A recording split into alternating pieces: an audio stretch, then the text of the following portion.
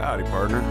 Welcome to one of the most northern parts of the United States of America. Travel with me upriver as we talk to a bunch of ladies and fellers and they share their tales of wit and wisdom. That's right, it's time again for Skagit Storytellers. With Liz Duffy.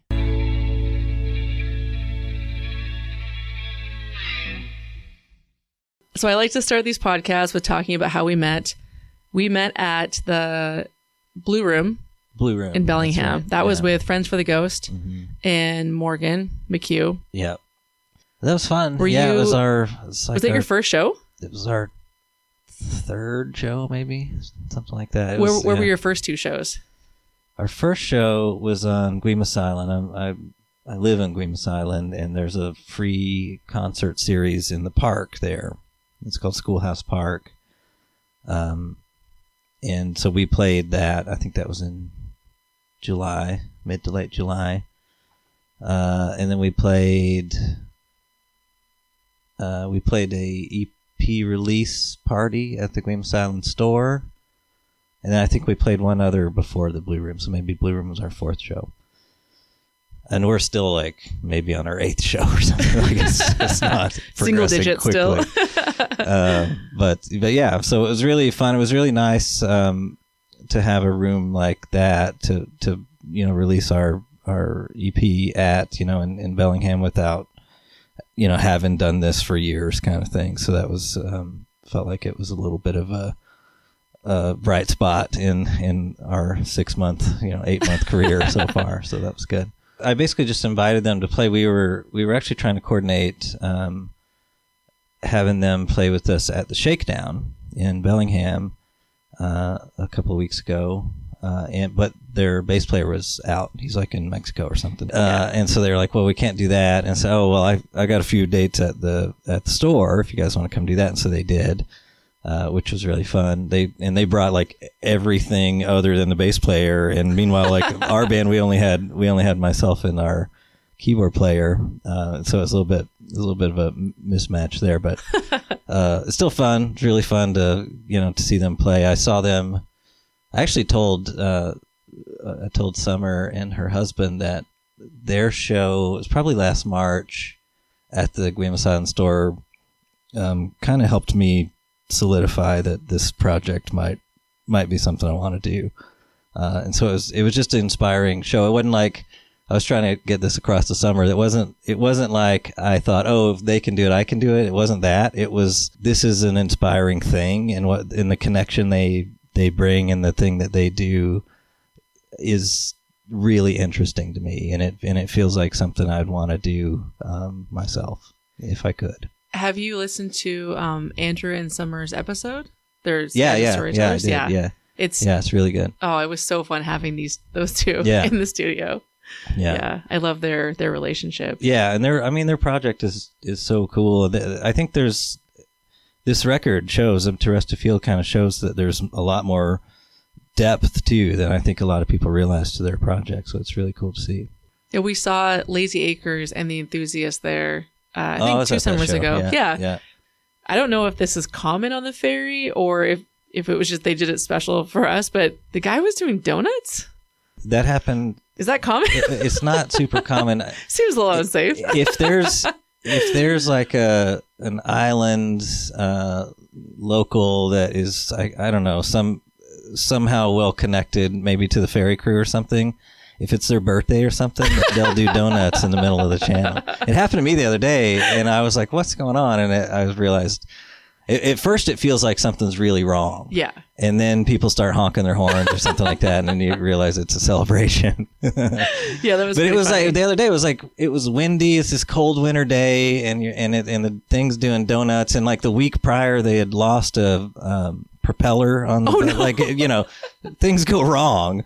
And so it felt like it was threatening because, you weren't sure that this was a celebration until it was halfway over.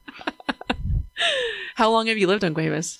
We moved in 2021. Did you intentionally think, okay, I want to live on an island? Or were you just looking in this area and the price was right? Or a little bit of both, I guess. We were looking on Guaymas in particular But we started looking at agreements for kind of a weekend place. We were living in Seattle, and COVID kind of helped change those plans because my wife was able to work remote. I was working remote already, but once she was able to work remote, we were like, well, it doesn't really need to be a weekend place. It could be a place, you know. But so that's kind of what started us looking there, and eventually we bought the place that we have, and then we put a little tiny house on the place as a guest house. So originally we already owned the tiny house. That's why we were looking for a place to put it as a weekend place, and then we reconfigured the plans to include the tiny house just as a guest house, and that's actually where I write music now. Oh, okay. So that worked out, yeah. Oh, I have so many questions about how you got here. Let's just start at the beginning. I was thinking, how did you meet your wife? What do you do for work? Wait a minute, where are you from? So Right. How old are you again? I am 40. What am I? 44. I'll be 45 this year. Okay, it feels good. I just turned 45. A few of the people I recently recorded with, Benny and Natural, I think even Jeff Mack too, they played music when they were younger, and then they just stopped for a long time, and then restarted. And I think you had told me that maybe at the Blue Room, and I thought, oh, I want to hear your version because it's really common. Yeah. So I didn't know it was common. That's actually good to know. But it's exactly what happened to me. Yeah. I grew up playing music, you know, teenage punk rock bands and stuff. And I had Did you grow up in Seattle? No, I grew up in rural Oklahoma, eastern Oklahoma, town called Gore. That's where I grew up. My family still lives there. But, you know, playing a lot of loud rock and roll, you know, type stuff. And when I was in college, so when I was like 19, 20, maybe 21, we had a run of like a pretty good rock and roll project that was getting some spins on college radio and stuff, and just kind of member issues, drummer issues, this and that, kind of, we couldn't really get it started and tour and do some of the things we wanted to do. So I just kept going to school, and eventually it just fizzled. Like it just wasn't going to go anywhere. And so it just kind of fizzled out. And after I finished grad school, because I just kept going, I ended up moving to New York City, because when you're in Oklahoma, I finished at Oklahoma State, and it was either go into the oil patch and work or move. And get out. Decided to move. What did you get your degree in? I ended up with the MBA, just a business degree. There was a focus there in what they called business analytics at that time. Now it's like, it could maybe be data science or data analytics or something like that. But I did that, and that sort of unlocked a lot of opportunity back then, because I finished it in 2008. So it was a little bit new then. You know, now I think it's required in 8th grade or something, but then it wasn't. And so I ended up moving, and, you know, and then just was a career guy until last year. Did you like live like in New York City, had like an apartment? Yep. $5,000 a month. Upper West Side. It was suits every day. No, I didn't. Well, sort of. It wasn't like suits. But I lived in the Upper West Side, and rents were back then. I think it was $2,000.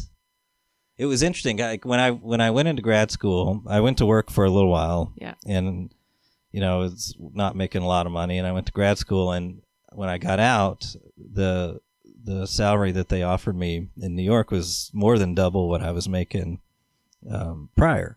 And so I thought I hit the lottery, but I didn't realize, oh crap, I've got to go to New York and pay New York rent. So it really wasn't all that different in the scheme of things.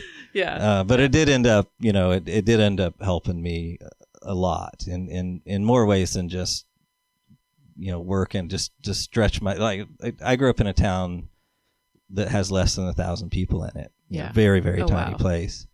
And sort of ended up in New York City, and that was that helped me just personally, you know, way more probably than the professional bit, which is also helpful. But yeah, you've probably been back a few times. Oh yeah, I go back a lot. Do you? Because your family's there. Yeah. I actually I have a song about that, actually. It's called Tribulations. About your hometown? About the fact that I'm still a friend, even if I don't see all my old friends. You know what I mean? So you were in New York City. What year did you leave? I moved to Seattle in 2013. Okay. So was that just trading one city for another? Yeah, the job I had in New York, I've worked in telecom my whole career, really, and I was working for a company called Metro PCS. And that's my carrier. Oh, is it? Yeah. Well, it's T-Mobile because T-Mobile bought them and kind of it didn't put me out of a job necessarily, but I was looking for a change anyway when that transaction happened. And okay. So I ended up moving to Seattle to be a consultant for T-Mobile. And so I was working, doing that for a little while, and then I changed jobs. I was basically still kind of doing a similar thing as a consultant for the telecom industry, but my client base expanded from T-Mobile to all the rest of them. And so I was doing that up until I stopped working about a year ago. I teach now. Oh, right. Okay. When you said that you were going to the college today, I thought, I can't remember if he's a professor or if he's a student. No, I teach. I've got every quarter I've got a class, maybe maximum 2, but do you teach the same thing every time, or? Yeah, I've got 2. So right now I have a database class. In the spring I'm going to have a new one. I think it's called data security, and then in the fall I've got the database number 2 class. So I've got basically 2 database classes and another one. We're kind of expanding the program, or kind of trying to reinvigorate the data program at Skagit Valley College, and so I'm a part of that. So we'll see if there's more that come, but that's been interesting, to be a part of. The other job that had a lot of rewards. It had a lot of financial rewards. It had a lot of just people and exposure to other cultures and all sorts of travel, and I really enjoyed that. I enjoyed having that sort of expansion of the worldview that comes just with traveling and meeting other people. So you traveled a lot when you were working? Yeah, quite a bit. Yeah. Just any specific countries or continents? I was responsible for the Americas and Asia, and so I did a good bit of travel through those regions. I helped build a team, and we have folks, for instance, in Peru. We have folks in Malaysia. As a part of that, to Europe several times to do different things. There's a big show in Barcelona for the telecom industry every year, so we would do that. So a lot of travel, but really most of that is really positive. I mean, that wasn't the reason for the burnout. Burnout occurred, but it wasn't necessarily related to the people or the culture of the place or the travel experiences or anything like that. Oklahoma, New York City, and Seattle. At what point does your wife enter the scene? Once I got to Seattle, okay. We met in Seattle. We were kind of neighbors and met at a little function with a mutual friend, and so that was not too long after I got to Seattle. Maybe. How long have you guys been married? We were married in 2017. So 8 years. Yeah, COVID screws up everyone's dates, man. No, it totally does. Yeah. So you got married when you were in your late 30s. Yeah. At that point, when you moved to Seattle, had you started thinking about playing music again? No. Okay. So what was the turning point to going, okay, I want to pick up the guitar again? I hit a severe case of burnout at my job, for a few different reasons, but largely related to just kind of having unclear roles and responsibilities, and and just sort of trying to do too much, and since I was kind of hired early in the life cycle of this company, I was one of the folks that, that other folks knew was reliable and would get things done. And it just became a lot of pressure, not only from internally, but from clients and that sort of stuff.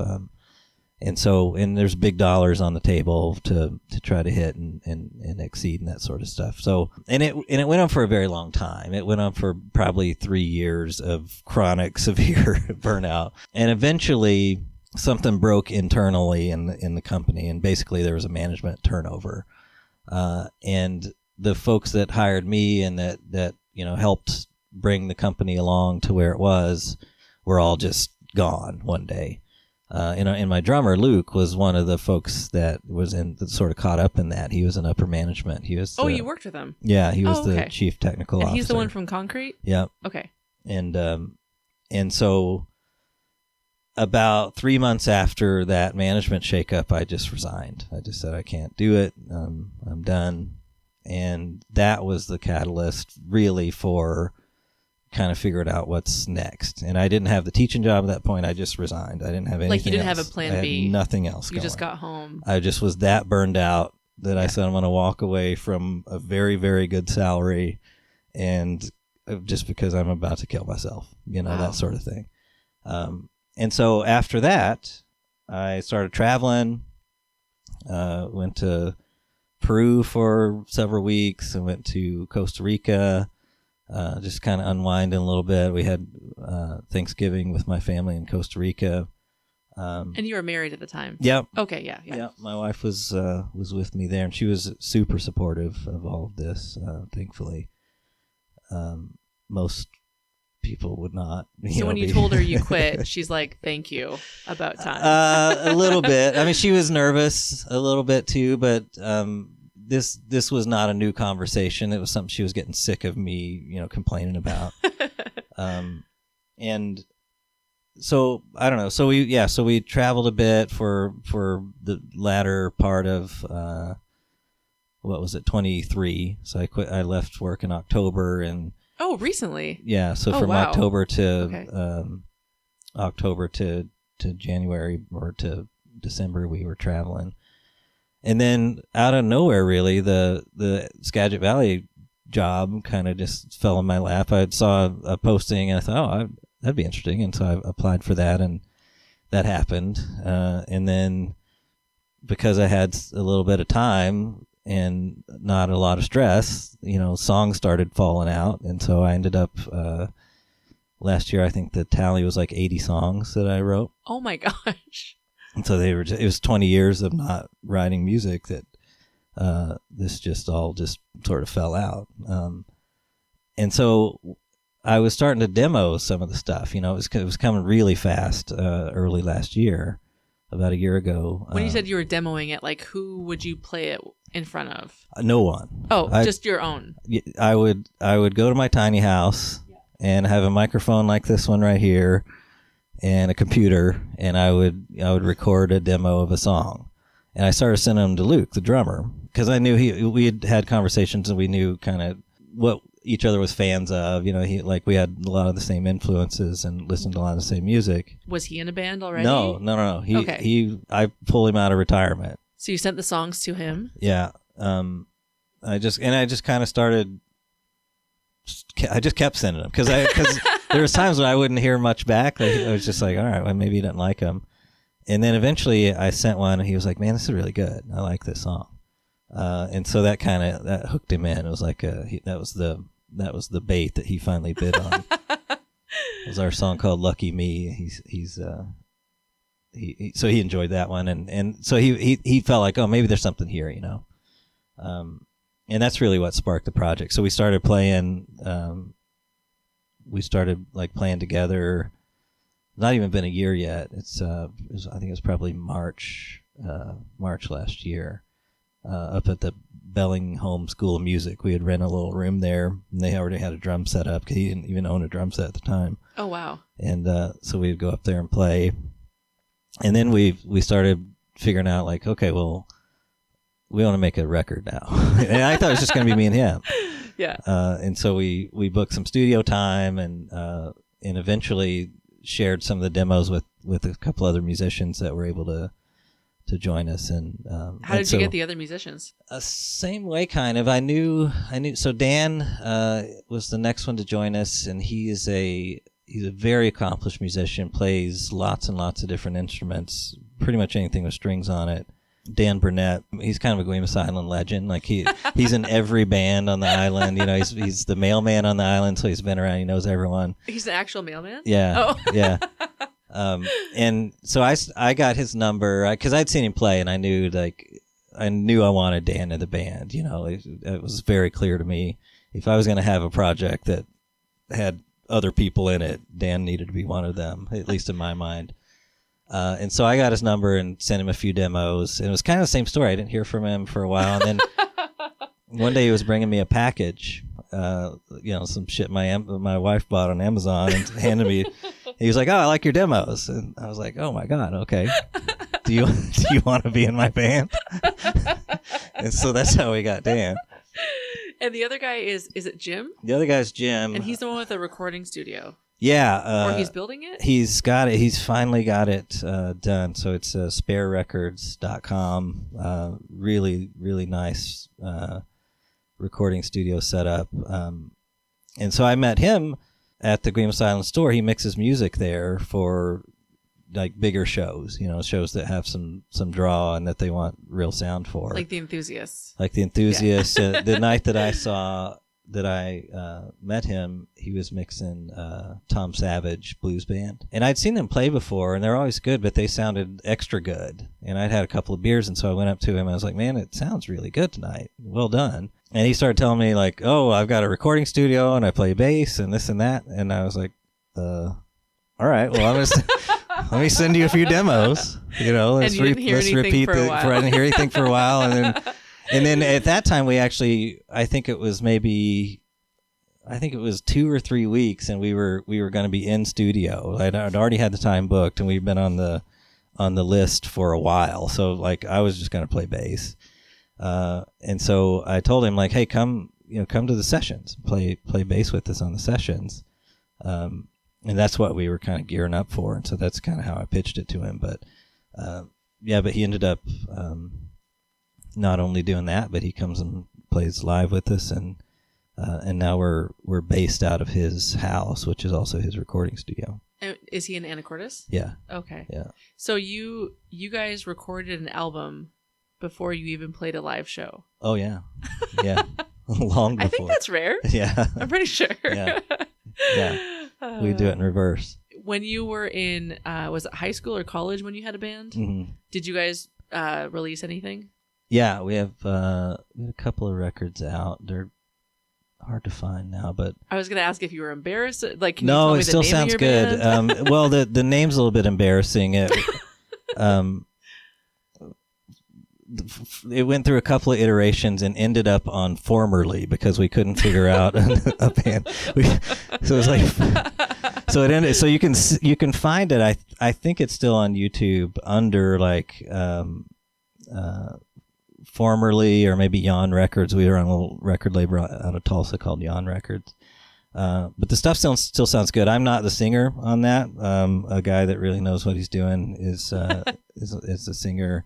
And was kind of the band leader for that, but it still sounds cool. It's a 2000s rock and roll project, kind of indie rock and roll project, but it still sounds really good. How did you learn the guitar? I don't know that I did. Oh, okay. Is that what you played in the band? Yeah. Okay. Yeah.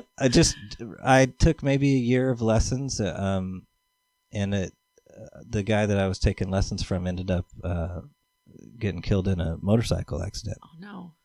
And so at that time I was maybe 14 or 15, and it just so happened to coincide with I was playing basketball a lot. I was in junior high, so I'd play like 4 nights a week because I was on junior high and high school. And so it's sort of like that happened at the same time, and so I didn't go back to any. I don't even know who filled in or who was teaching after that, so I didn't go back for lessons, and wasn't very good for most of my life. And then when I moved to New York, I kind of thought, I should figure this instrument out a little bit. I could get around on it, but I didn't know a lot of theory or anything like that. And so that kind of set me on a journey to, just learn a bit more about how music works and why things sound the way they do, and that sort of stuff. And I think that's now certainly seeped into what I'm doing. I can craft things better now than I was able to then. So you didn't necessarily take like a complete break from music, after that band in college. Oh, I'd always play. I would grab my guitar. I would go down and sit in Central Park and play Wilco covers and have people come sing Wilco with me. What Wilco covers? I love Wilco. Oh, loads of them. I remember singing with some Jewish kid, Jesus, etc., on a park bench. And, stop it! Oh my gosh! Yeah. And I love a band called Roger Clyne, the Peacemakers. No, you don't. Oh, I love them. That's my favorite band ever. First of all, I'm going to show you my Wilco shirt I'm wearing right now. You like Roger Clyne, the Peacemakers? I've been to Mexico more than once. I'm like shivering right now. I think I've probably seen them more times than any other band. Me too, by far. Going to see them and just screaming at the top of your lungs every single word. So I taught 4th grade for 1 year, and then I moved to 2nd grade. 4th grade was hard. And it was the year that Trump first got elected. And I had a lot of Hispanic students in my class, and it was just hard. It's kind of like what's happening now. Oh, yeah. It was just so heavy. And it was maybe 3 or 4 days after that happened, I went to see, it wasn't the Peacemakers, but it was Roger and... PH. Yes. I just love that you know this. At the Green Frog in Bellingham. Okay.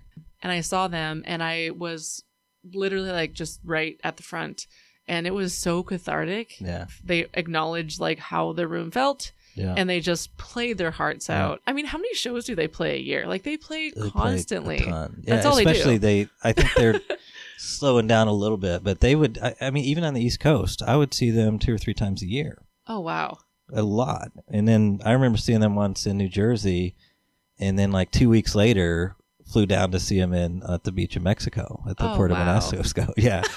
So I was a big fan, still am. I try to see them anytime they come through, and I think they're really underrated as a not only an act but as a songwriter. I think Clyne is pretty underrated, just because it's different. He was the first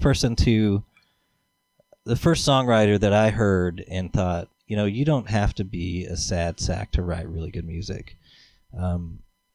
And that changed a lot for me. That opened up a whole new window of how creativity can work and doesn't have to come from some sort of angsty depression.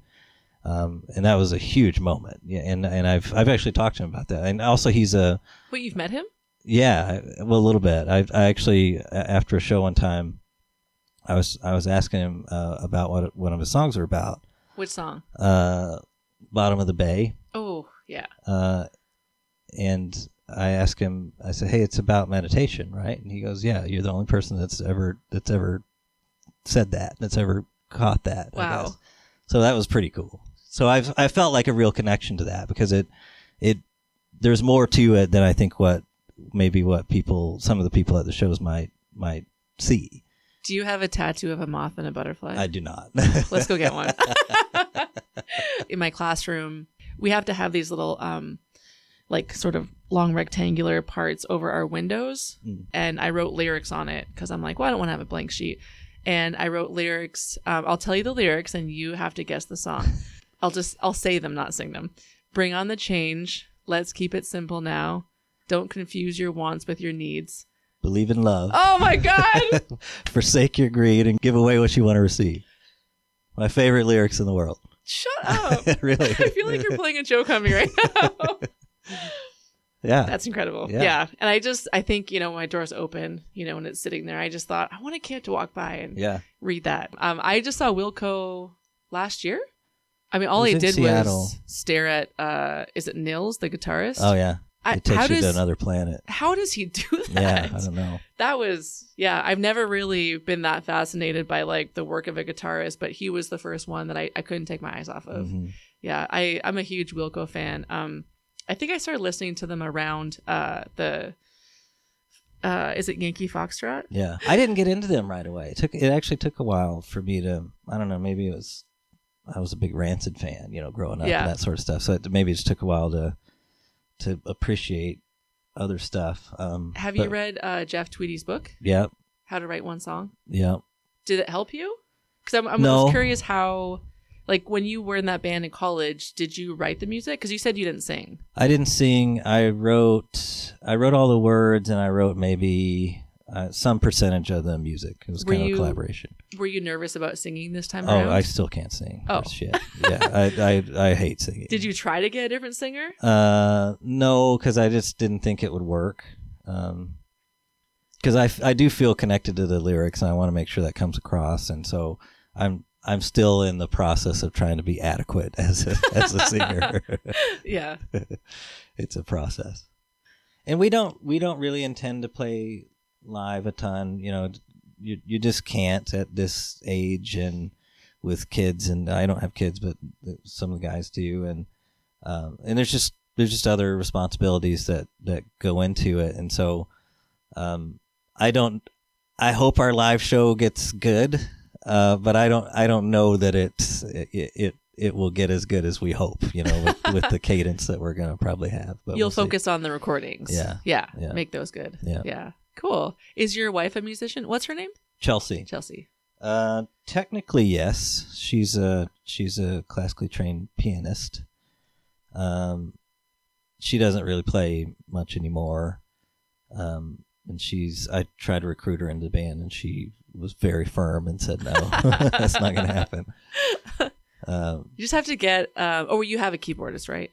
Yeah. Okay. I was going to say get a really bad one, and then she'll be like, move over. I can't let you do this. No, Dan is extremely good. And my wife is a big part of the process for me because she's the first to hear songs, and she's got an incredible ear, and she's the first to tell me that I need to make better melody choices and things like that. And so she's kind of the first pass on all things song, whether it be song, lyrics and melody and that sort of stuff. And she's kind of like your she'll give you the brutal truth.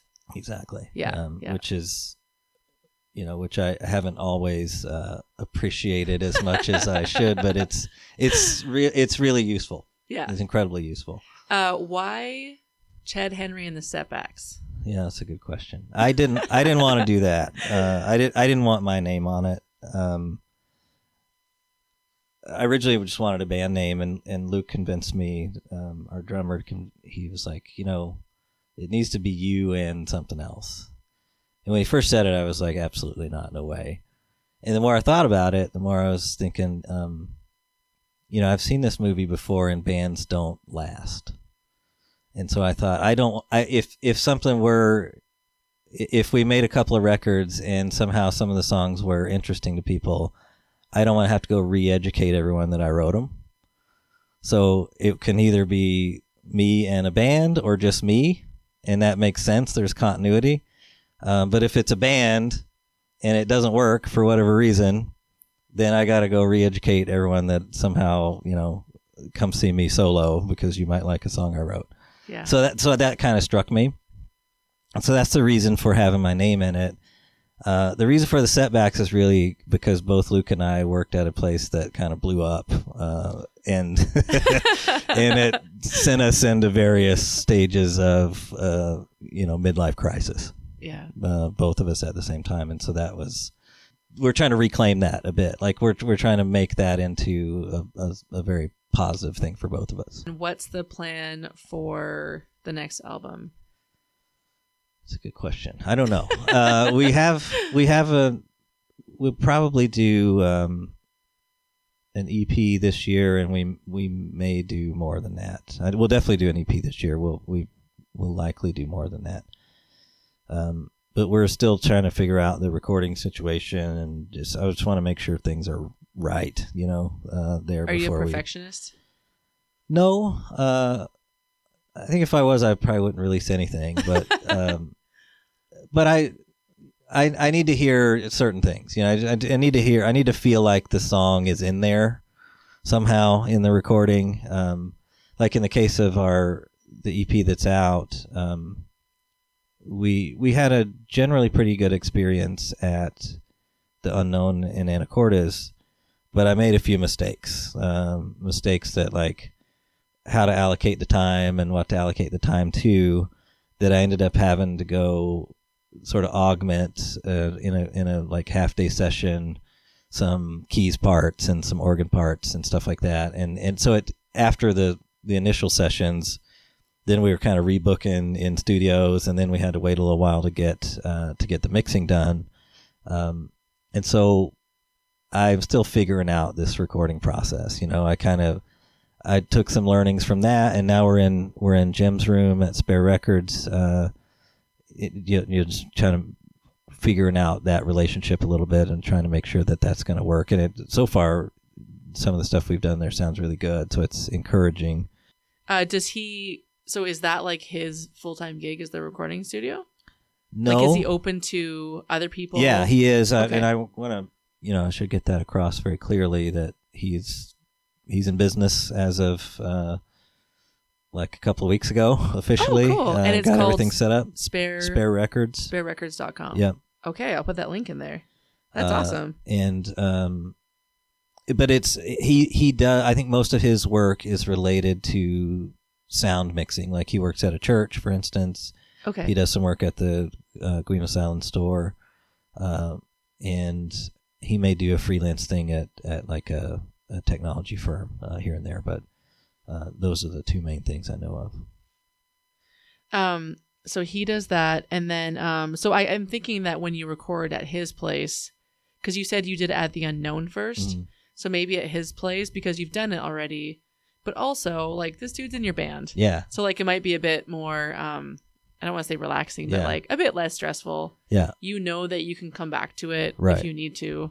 So yeah, I think that's all true, and I'm really excited about what we can make there. I've got a lot of material written that the guys are super helpful, helping me kind of put those seeds and help bring them out and make them really bloom. And so we'll see. It's really just about how much time can we get together and how much time's available to work on it. But it's encouraging. I mean, I couldn't have asked for a better setup,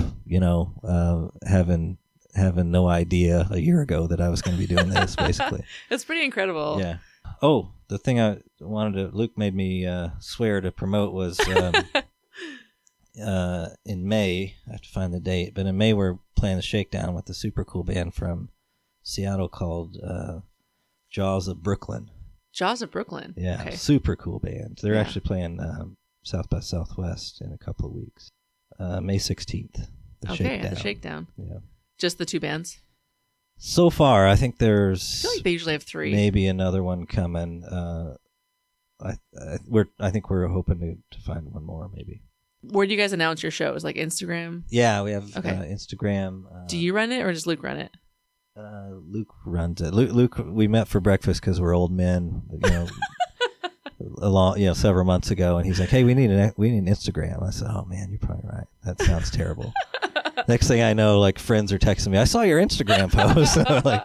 So it's mostly Luke. I saw Luke at the show taking lots of pictures. Yeah. So he's always trying to get me to put my mug into some camera. Is he the most social one in the group? Would you say? Outgoing. Probably Jim is. Okay. I'm by far. Well, I don't know. Me and Dan are probably tied for the most introverted people on the planet. So on the planet, on the not planet, just in the band. Yeah, okay, yeah. You're doing good tonight. Oh, thanks. You're faking it. All right, so I'll link your Instagram, and then the album that you guys put out, is that only on Spotify? Yeah, only it's digital, it's only digital. It's YouTube and whatever. Is it on Bandcamp? Can you buy it? No. Why can't you buy it? You should give people the option to buy it. Nobody wants to buy this shit. Yeah. I don't know. Maybe one day I have an MBA, but I'm the worst businessman ever. Glad you guys at least have t-shirts. Oh yeah, so that's I guess good. I do have T-shirts. I should have been wearing yours when you walked in. Oh, did you get a T-shirt? I did, yeah. Those are very rare. You don't. And I will say though that it's pretty impressive that I have one of your shirts because I don't even own a Roger Clyne shirt. Oh, I don't think I do either. So yeah, it's a good message for the podcast. You know, doesn't matter how old you are. I don't know if you're stuck on being like 44. I mean, I personally don't care anymore. I love it. No, I don't either. I mean, what's interesting is there's a lot of, I know a lot of people that do the kind of work I was doing prior.